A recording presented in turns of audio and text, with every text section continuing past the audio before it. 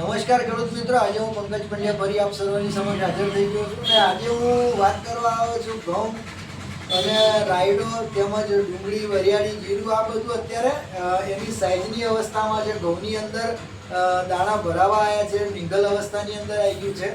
તો ઘઉંની અંદર દાણાના જે સારી સાઈઝ છે કે રેડાની અંદર દાણાની સાઈઝ વજનવાળી અને એક ધારી બનવા માટે આજે હું આપની સમક્ષ જેવું પોટાશ લઈને આવ્યો છું. આનો તમે 18 ગ્રામ પ્રમાણે પંપે સ્પ્રે કરી શકો છો. અને જો પંપે તમે સ્પ્રે ના કરતા હોય તો આને 180 ગ્રામ પ્રમાણે તમે ખાતર સાથે પણ આપી શકો છો. અને જો પાણી લેવાના હોય ખાતર આપવાના ના હોય તો 180 ગ્રામ તમે ટપક પદ્ધતિથી જીરું, વરિયાળી, લસણ, ડુંગળી, ઘઉં, રાયડો જેવા દરેક પ્રકારના પાકની અંદર દાણાની સાઈઝ અને ક્વોલિટી બનાવવા માટે તેમજ ડુંગળીની અંદર કંદની સાઈઝ બનાવવા માટે તમે આનો ઉપયોગ કરી શકો છો. આ ઓર્ગેનિક કાર્બન ધરાવતું એમિનો એસિડ અને માઇક્રોન્યુટ્રન્ટ્સ વાળું ઓર્ગેનિક પોટાશ છે, જે કોઈ પણ પ્રકારના કેમિકલ વાળું નથી. તો આનો તમને ઘઉં અને વરિયાળી તેમજ દરેક પ્રકારના પાકની અંદર ખૂબ સારું પરિણામ મળશે.